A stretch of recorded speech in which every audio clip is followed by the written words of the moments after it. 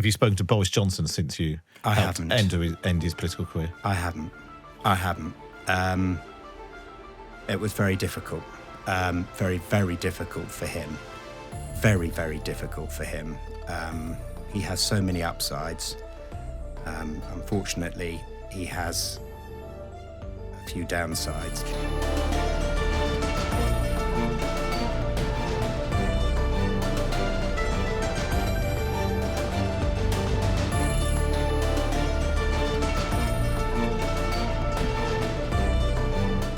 Sir Charles Ashley Rupert Walker, Conservative MP for Broxbourne since May 2005. Welcome to your exit interview. Yeah, the Rupert always gets a titter at my count. It could be worse. Yeah. It could be worse. Yeah. So I suppose the first question in your exit interview is, why are you leaving us? That's a very straightforward question. I've got a very straightforward answer for you, Matt. You need to be wanting to do this job 110% every morning. And really, I only want to do it 95%.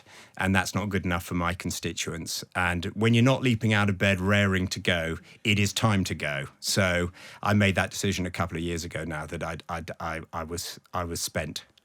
What is that? What's taken that 5% off? I mean, it's clearly been a turbulent time in politics over the last, certainly, decade. Yeah. What is it that's not that 5% off you? Basically, it's my patience has worn thin. And my stepfather was a member of parliament in the 60s and 70s. And he said, when you feel yourself starting to lose your temper with your constituents, that's a pretty good indicator that you've had enough. And I've become a grumpy middle-aged man. So there was a voice at the back of my head, my stepfather's who's deceased, saying, it's time to go. It's time to go.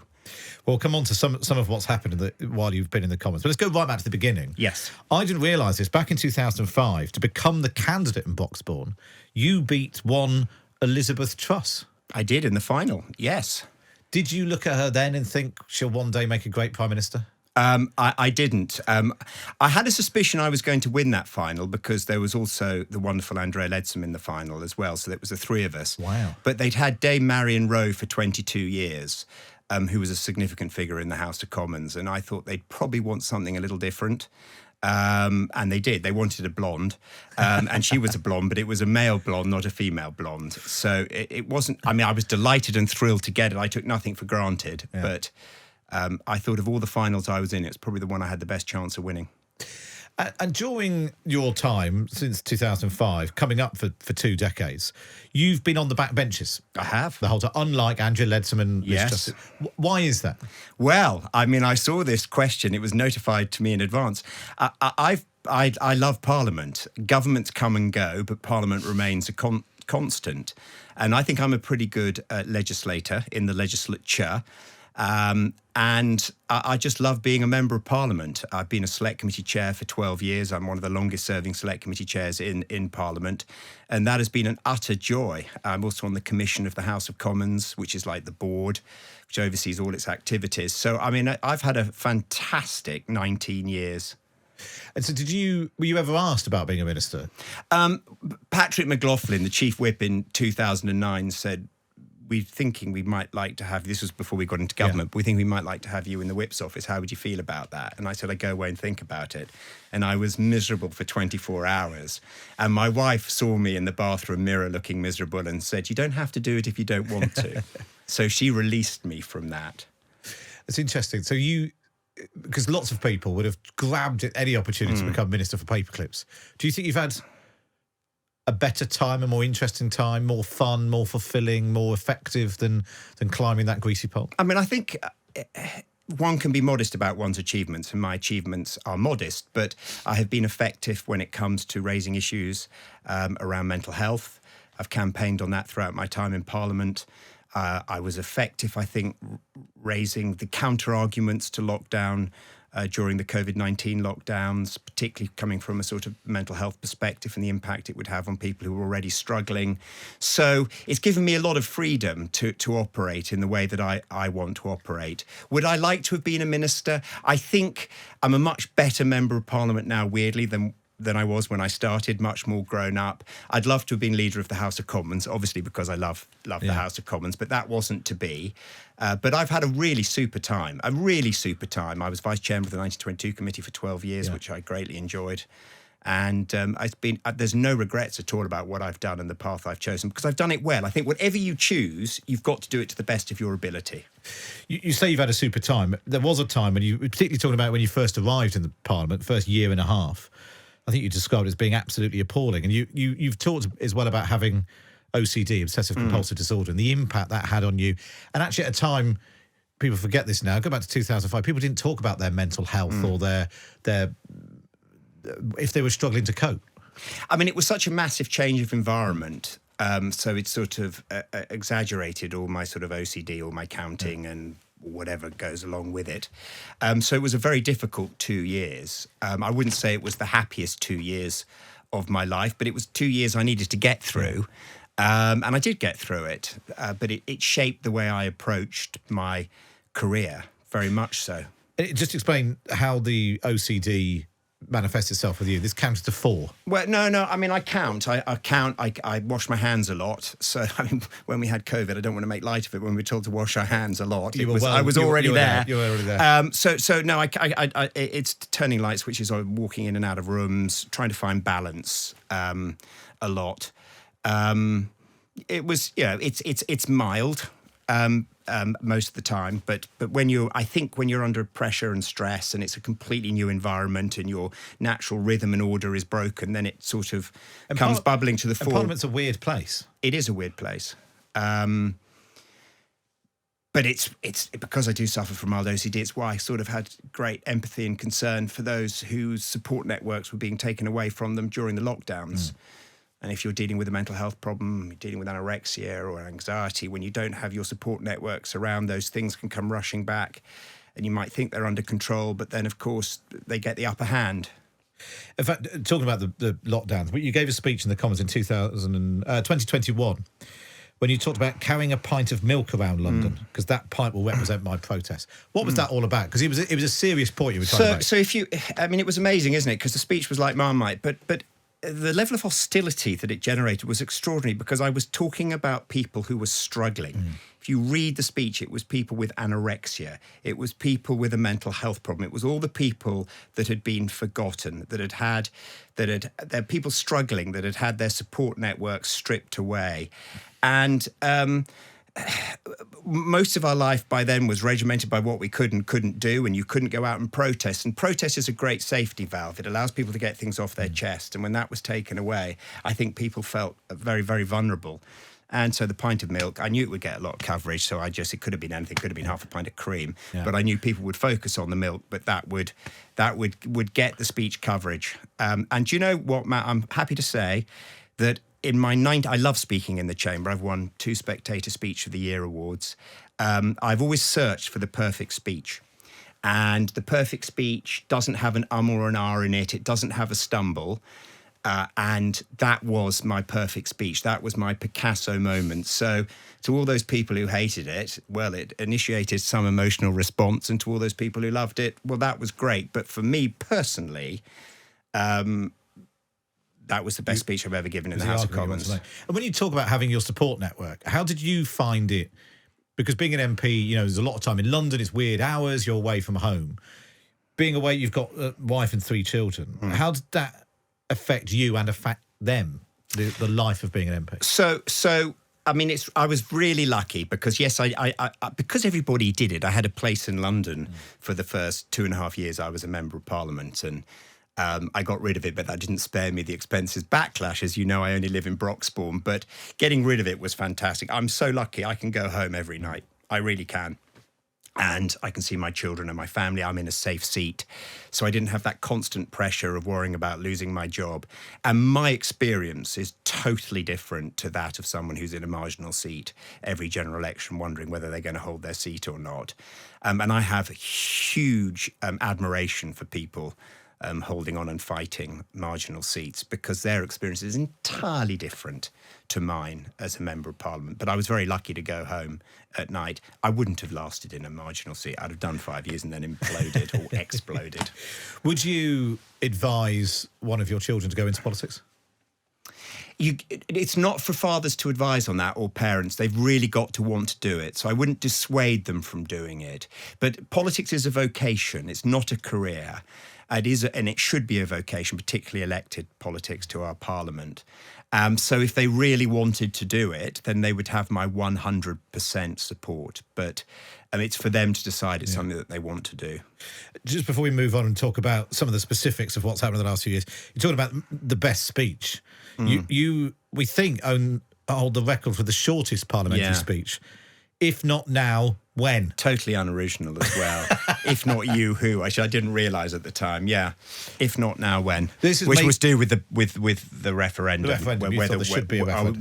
Were we going to have it or not? Was it going to happen? And I think that's the shortest speech in Parliament. Probably one of the worst as well.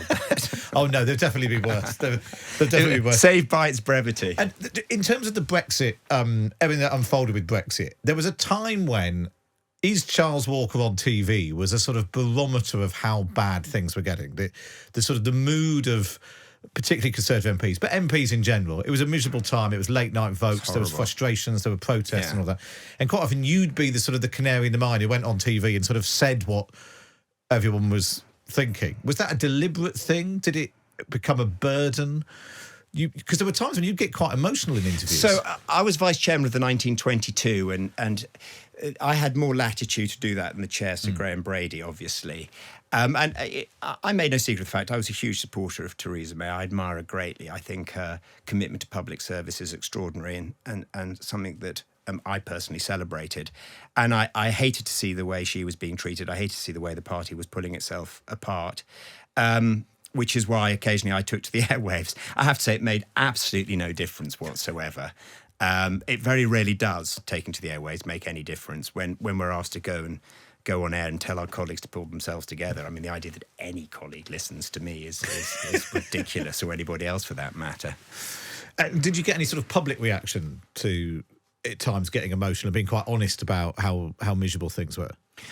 No, not really. I mean, I supported all of Theresa May's Brexit deals.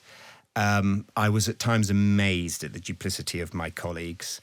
I thought the Labour Party's position was extraordinary. I think Keir Starmer, who I admire greatly, I have a lot of time for Sir Keir, but his 5 key tests, you can't have 5 key tests in politics. You can have 3, 1 or 2, but when you get to 5, nobody knows what the hell they are. I suppose it gives you latitude to change them. But it was a very, very bad time for Parliament, I think, between 17 and 19. I think we played too many games. And how bad did that get for you personally? I mean, I like to be busy. I've been around for a long time, and actually, it was nice for Parliament. It was nice in a sense, if there was anything nice about it, because if there was any plus side, it focused attention on Parliament. Does that make sense? Yeah. And since I'd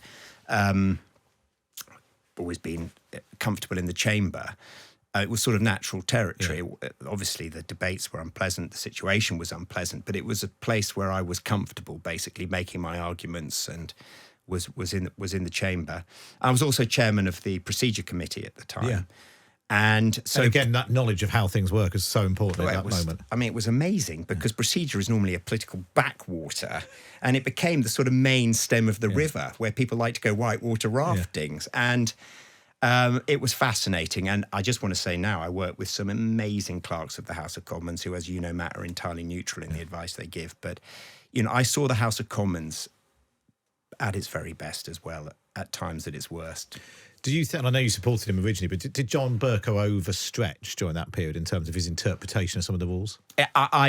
Yeah. I mean, I did write a letter to John that I thought was very moderate and modest, but one of the clerks said no speaker would have received a letter like that from the chairman of a procedure committee in the past 500 years, whatever it was. I am enormously fond of John. He's a complex character. But I have to be honest, in the last 6 months of that Parliament, we didn't speak. I thought, and he overreached, but that doesn't mean I'm not still fond of him. You don't have many friends in politics, and we can all upset and get upset at people, and people can make us angry. But actually, one of the things I've learned over the past 19 years is don't bear a grudge and be able to forgive people. That was amazing, because you were the only Tory MP who backed him to be Speaker originally. Yeah, I led him to the chair in 2000 and whenever it was, wasn't it? It was just after 2009. And there was this barrage of hate's too strong a word, a barrage of disapproval coming down on my head from my own benches. Because it got very political. Yeah, Labour very MPs supported a Conservative MP to be Speaker. Yeah. And you were the only Tory that did. I think, and he lost you in the end.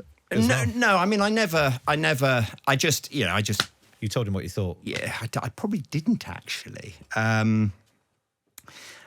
Julian Lewis was a great friend of his, so Julian supported him, Julian Lewis, the MP for New Forest. But I remember dropping him off at the chair, and as I walked out of the chamber, my wife called me and said, "Oh, I've just seen you dropping the Speaker off at the chair. What are you doing now?" And my response was, "Getting the hell out of here." I literally dropped him and just kept going to the tube station to get the hell out of Parliament. Wow. But I am very fond of him, whatever our disagreements.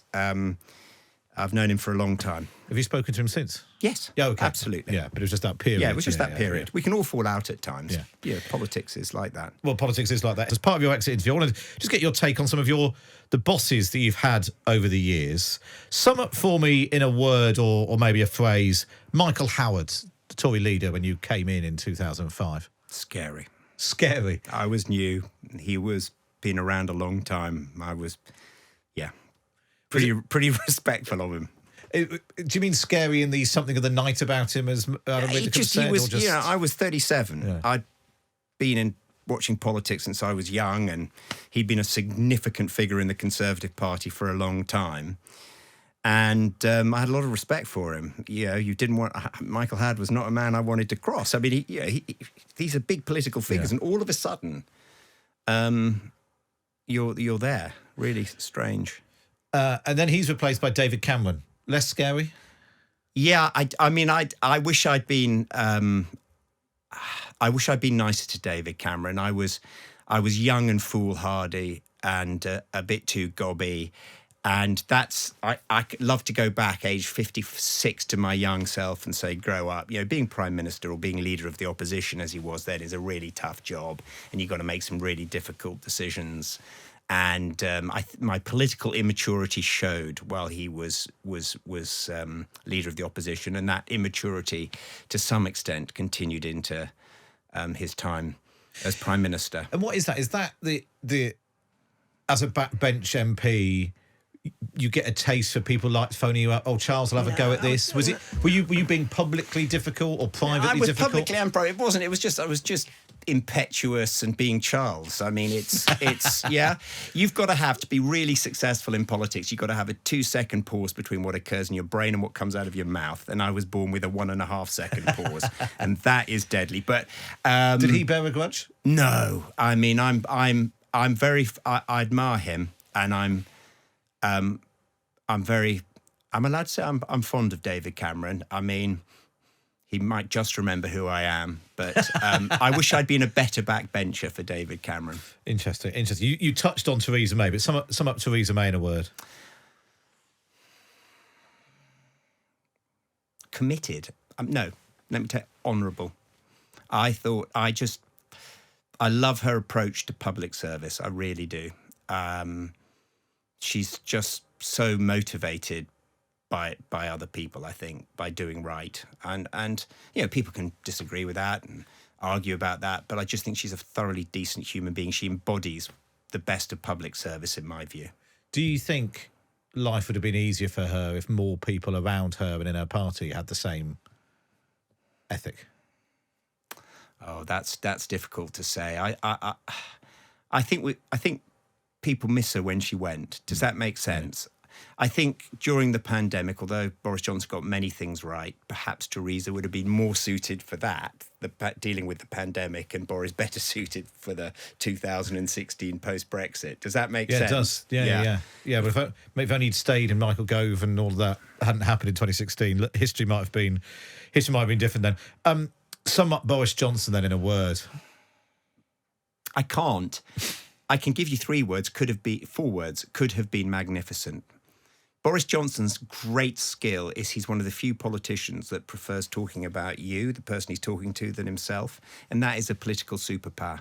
And I don't know whether he's shy, or whether it's a technique of diversion. I don't care what it is. It is extraordinary that when Boris met a member of Parliament, in all cases when he's Prime Minister, was his junior, he would show great interest in that Member of Parliament and the way he connected with the public. He had political superpowers and he sort of blew himself up, which I think is a great shame. But that ability to show interest in other people is an extraordinary political superpower, and very, very few have it.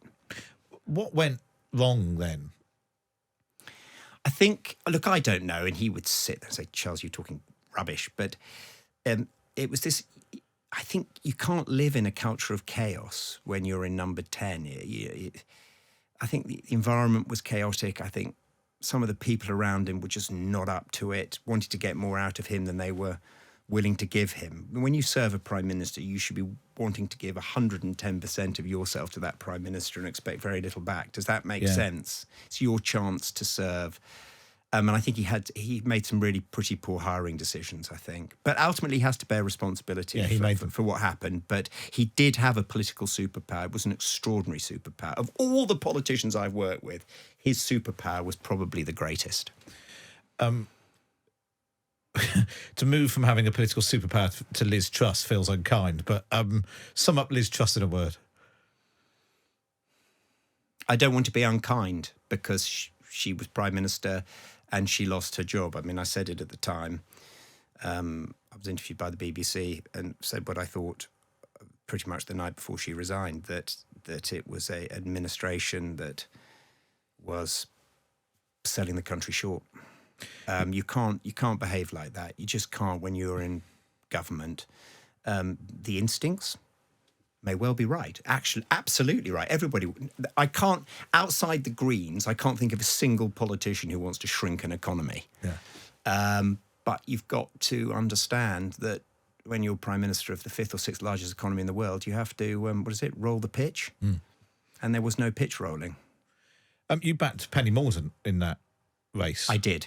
Do you think she'd have been better? I do. That's why I backed her. Do you wish she was Prime Minister now? I love Rishi Sunak. In fact, it's a mark of Rishi Sunak's generosity. I'm very fond of them both. And I took him aside during that first leadership contest when Liz was in it. And I said, look, Rishi, you know I love you. I'm also very fond of Penny and I'm voting Penny. But I would do anything for you if it goes the other way. And he said, Charles, of course I'd like to have you vote for me, but you've been nothing but kind to me since I got here, and I entirely understand. And I thought that was a really kind and generous thing for him to do.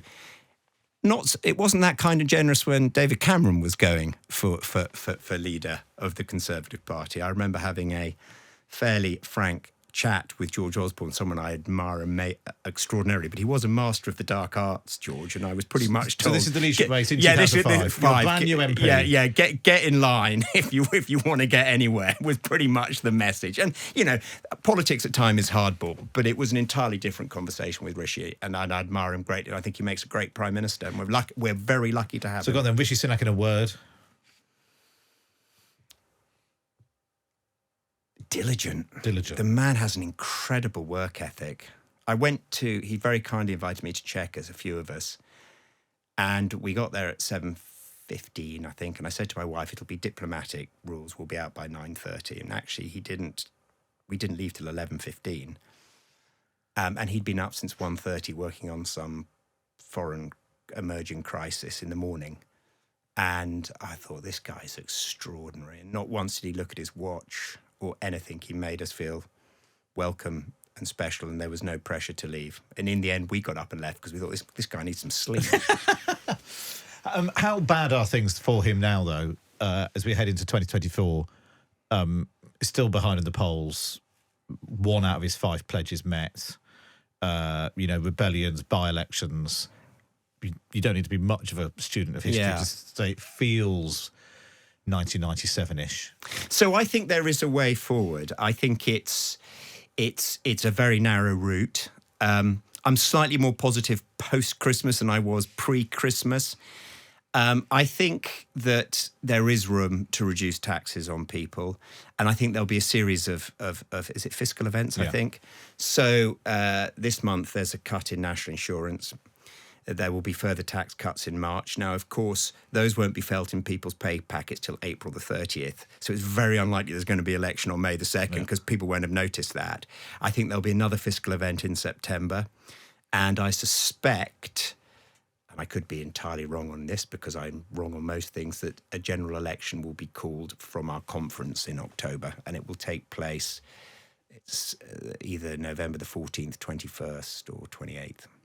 There was a period, I'm just trying to think when it was, when I've spoken to you before, and you talked about how actually you didn't think there was a way back for the party, and actually the responsibility on the Conservatives was to get the country in the best shape possible before handing over. Which is what he's doing. Yeah. And funnily enough, that has perhaps created the only route towards returning a Conservative government. But do you think, I mean, what are his chances? Is he still ultimately getting things in order before a Labour government? We can all read opinion polls, but there is always a chance, and there really is. And as I say, what he's got on his side is he's got time. He's got the best part of a year. He is incredibly focused. He's spent the past 15 months getting the country's finances back in order. So he has created some room. And I think at last my colleagues, my more ambitious colleagues, the penny's beginning to drop on that score. That, shape up or ship out, basically. So we either stand and back him or we don't. And then, of course, the die is cast if we don't. Now, it doesn't mean there won't be, potholes along the way and bumps in the road, obviously, with Chris Skidmore announcing he's going. But let's turn our attention to some of the traditional exit interviews you get in when leaving a company. Do you think we equipped you properly to handle your job? Do you think that we give MPs what they need to do their job and you are able to do your job effectively? It could always be better, but actually you should be electing grown-ups to Parliament. We should be able to work it out ourselves. I think there needs to be more support, obviously, at the point of arrival, because it can literally be overwhelming. You have no computer, no office, no staff. And the first thing they do when you're handed your envelope, when you've won your seat on the Thursday night, Friday morning, is they immediately give you an email account. So by the time you arrive in Parliament on that Friday or Saturday, Sunday, Monday, you've got thousands of emails. So there is more support to be done around that. But things have improved dramatically since I got there. There's much better support around learning how the procedures of the House work. There's much more focus on integrating new members. So I think things are much better. What about pay? In the past, you've argued for pay rise for MP. I'll never turn a pay rise down. Do you think we should pay MPs more? I think I would like to be paid more. Anybody, if they were honest, would like to be paid more. But I think if you want better MPs more roundly, you've got to treat MPs better. And I just don't think we're attracting the quality of people that we've attracted in the past. That's not to say we don't get a few really good people, but the world's changed in the past 40 and 50 years. You can make your mark in media much more easily. You can make your mark in pharmaceuticals. Where the world's a bigger place for talented people to go out into. 40 or 50 years ago, serving in your parliament was like the pinnacle, but now you can make your contribution in so many other areas. And I think we want a parliament that competes for the best talent, because at the end of the day, that's in everybody's interests. And we're not doing that at the moment. And that we need to work out how we get better at getting bright and talented people in. And that's not just around pay. But MPs get what, 86,000 at the moment. What's the right? I mean, I'm asking you this knowing that you're not asking for a pay rise for yourself because you're standing down. But if after the next election, what should we be paying MP? I don't think it's, again, Matt, I'm not trying to be evasive on this because it's because I don't want to create a headline. So one of the things I've done as chair of the administration committee, because I came on your show to talk about it, is introduced vocational accredited qualifications. There's a pilot going on. They'll be introduced in the next Parliament. Also, outplacement support. So when you leave, you've got a chance of getting another job. I think being in politics should be a vocation, not a career. And to make it an attractive vocation, there has to be a life after politics. So it's not about the money you're earning or be it important at the time. It's about where will this take me? Because right now, most colleagues, even those that have served in fairly high levels of government, face a career cliff edge when they leave. And I think that is a real problem when it comes to attracting bright people in their 30s and 40s from successful careers, be that in teaching, accountancy, law, saying, why the hell do I want to do this? Because it's actually going to set me back when I leave. And I think we've got to address that cliff edge. What did you dislike most about the job? Is there anything you really won't miss? What I really didn't like was sitting on the Standards Committee. I did it for 15 months, 18 months. The Standards Committee, as you know, sits in judgment of colleagues and members of Parliament. I found that very difficult. Because it's being judge and jury on colleagues? Yeah, and I think, I'm quite a reflective person. I think there's a 10 and 10 rule now. As you know, it's 10 days suspension or more. You're subject to a recall, and it requires 10% of your constituents to ask for that recall. I think it should be 2020, to be honest. I think, most people think 10 days is not a long time to be suspended for, which is why we tend to come up with suspensions that are 10 days or longer. But it is catastrophic for a Member of Parliament, because with one notable exception in Northern Ireland, once you're subject to recall, it is not difficult for motivated opposition political parties to rustle up 10% of your constituents. So I'd raise the thresholds to 2020, having looked at it very closely. And I'm not sure that lay members of the Standards Committee add much to the process. I think it should be members of Parliament on that committee. People will say, that's just you all marking your own homework. I know they'll say that. Backs. And I will say I was also on the Privileges Committee that investigated Boris Johnson and the Number 10 goings on. That was made up entirely of members of Parliament. And we came up with a 40-day suspension, which is longer than any suspension the Standard Committee has come up with. So we are more than capable of making difficult decisions. I think because it's all around elected office and recall and by-elections. Look, what I think is probably not going to happen, but I'm trying to be reflective. I serve that. I'm not convinced. Somebody could make a good argument, but I haven't heard an argument yet that makes me feel that lay members add to the process. You mentioned your role on the Privileges Committee. Have you spoken to Boris Johnson since you haven't end his political career? I haven't. It was very difficult. Very, very difficult for him. Very, very difficult for him. He has so many upsides. Unfortunately, he has a few downsides. But I think what was most distressing about that was because his outriders didn't like the process, they tried to undermine it. And if you undermine the institution of Parliament, you get into dangerous territory. And I think, in a sense, that just exampled how he had allowed himself to be captured by some not very, very good people. And some not very nice people. I mean, did you get I've spoken to other people involved in that process, abuse, even, death threats and that sort of stuff. Did you? Not so much. I mean, I'm quite robust. I mean, people think my good nature is a sign of weakness. It's not. And I'm quite robust, and I think I'm quite fair and sensible. But I do feel for Boris Johnson. I really do. He made some very, very poor hiring decisions. And the motivation of too many of the people around him was always to attack and undermine and diminish. And I think that was a mistake. And I think he might, in his private moments, think it was a mistake as well. Finally, then, in your exit interview, Charles Walker, what will you do next? Oh, wow, this is... So I'm still fascinated by people. I mean, I love people. You can't do this job for 19 years without loving people. So I would really like to work for a headhunting company, particularly one perhaps that looks for people to work in public sector environments, NGO environments. I learned a great lesson from sitting on the commission and being involved in recruitment processes, and that is if you've only got one appointable candidate, go out and recruit again. You do always need a minimum of 2 really good appointable candidates. Well, when was that? Who did you appoint? Oh, no, I'm not going to get into that. But you do need... Look, the problem is finding really good people to do jobs. And and we've got to find the best people. And I've got a pretty good idea, having worked with lots of people, what makes a really good person to work in a sort of quasi-governmental quango role. I know people hate quangos, but they're going to exist. We better find the best people to do it.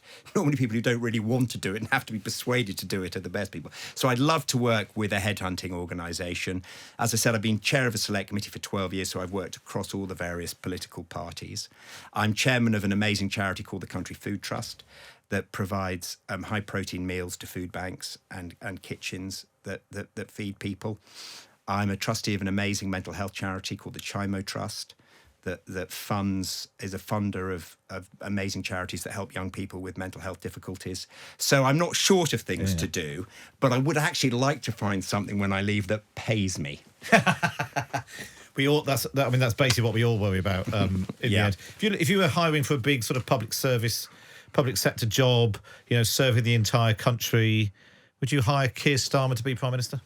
Look, I really like Keir Starmer. I've always got on with him. We had an amazing bust-up in the House of Commons over Brexit. I was feeling pretty miserable, and he was at a very low point in his life with an illness within his family, and we both wrote each other. I wrote it. It ruined my Christmas because I'm not normally like that, and I wrote him a letter saying, I'm so sorry that I was such an unpleasant human being.